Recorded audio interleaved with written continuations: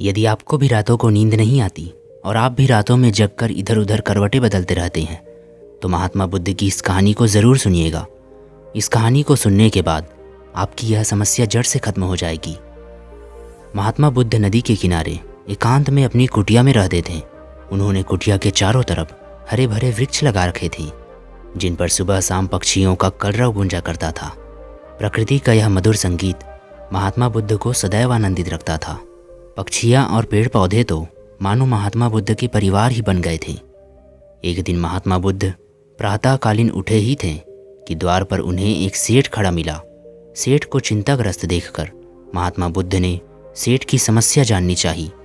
महात्मा बुद्ध के समस्या पूछने पर सेठ ने कहा, महाराज, मेरे पास विशाल संपदा है, भरा पूरा परिवार है और मुझे कोई रोग भी नहीं है, फिर भी मुझे नींद नहीं आती, रात भर करवटें बदलता रहता हूँ।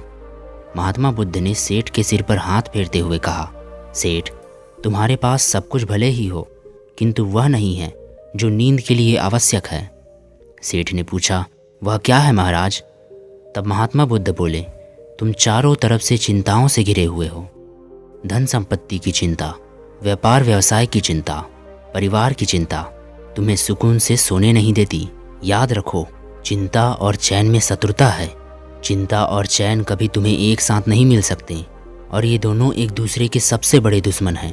तब सेठ ने महात्मा बुद्ध से चिंता से बचने का उपाय पूछा।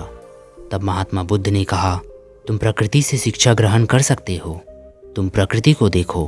प्रकृति ने पेड़ पौधे फूल प्रकाश के रूप में अनंत संपदा चारों ओर बिखेर रखी है किंतु वह तनिक भी चिंता नहीं करती। वह बिल्कुल चिंता मुक्त है। अपनी इस दौलत को पूरी दुनिया पर अपने दोनों हाथ से सतत लुटाती रहती है। तुम प्रकृति से प्रेरणा लेकर अपना जीवन इसके अनुरूप बना लोगे तो तुम्हें न केवल नींद आएगी बल्कि अतीव शांति महसूस होगी।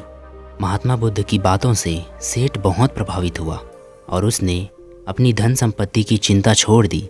वह मेहनत करता, कमाता, अपनी धन संपत्ति को बढ़ाता, लेकिन कभी उसकी चिंता करके नहीं बैठता। वह जितना देर व्यापार व्यवसाय में रहता वह उतनी देर ही व्यापार व्यवसाय के बारे में सोचता और जब वह परिवार के पास जाता तो परिवार के बारे में सोचता। जब बच्चों के साथ रहता तो केवल बच्चों के बारे में सोचता और जब सोने जाता तो महात्मा बुद्ध की बातों को याद करता, उनके प्रवचन को याद करता और सुकून से सो जाता। व्यर्थ की चिंता उसने छोड़ दी जिससे उसकी ज़िंदगी में शांति आ गई और वह सुकून से सोने लगा। दोस्तों, यदि आप भी व्यर्थ की चिंता करते हैं, अगर आप भी सोचते हैं कि मैंने इतना धन संपत्ति कमा रखा है, इसे कोई लूट ना ले जाए या फिर इसका मैं क्या करूँगा, इस प्रकार से आप डरते रहते हैं, आप आधी रात को अपनी नौकरी की चिंता करते हैं और सुकून से सो नहीं पाते, तो दोस्तों ऐसा करना छोड़ दीजिए। आप जितना देर उस काम को कीजिए उतनी देर ही उस काम के बारे में सोचिए। जब आप उस काम से अपने आप को बाहर कर लेते हैं तो शरीर के साथ साथ मन से भी बाहर कर लीजिए, तभी आपको शांति मिल सकती है। यदि आप सोने जा रहे हैं तो केवल सोने के बारे में सोचिए और जिस समय आप अपना काम कर रहे हैं उस समय केवल अपना काम करिए।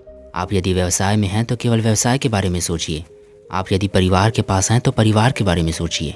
यानी आप जहां अपने शरीर को रखे हैं अपने मन को भी वही रखिए, तभी आपको सुकून मिलेगा, तभी आपको अच्छी ज़िंदगी मिलेगी। तो सुकून की नींद पाने का सबसे बड़ा राज है कि व्यर्थ की चिंता करना छोड़ दीजिए। जो होने वाला है वो होकर रहेगा, उसे कोई नहीं रोक सकता। व्यर्थ की चिंता छोड़िए और सुकून से सोइए, क्योंकि अगर आप सुकून से नहीं सोइएगा तो आपका स्वास्थ्य बिगड़ जाएगा और अगर आपका स्वास्थ्य बिगड़ जाएगा तो आज आप जिस चीज़ के लिए चिंतित हैं वो धरा का धरा रह जाएगा और उसका कोई उपभोग नहीं हो पाएगा, वह केवल व्यर्थ हो जाएगा। इसलिए सुकून के साथ सोइए और स्वस्थ रहिए, हंसते रहिए, मुस्कुराते रहिए और ज़िंदगी को खुलकर जिए। दोस्तों, उम्मीद करता हूँ आपको यह कहानी पसंद आई होगी। अगर पसंद आई है तो वीडियो को लाइक ज़रूर कीजिए और ऐसी ही महात्मा बुद्ध की कहानियाँ सुनने के लिए चैनल को सब्सक्राइब कीजिए। धन्यवाद।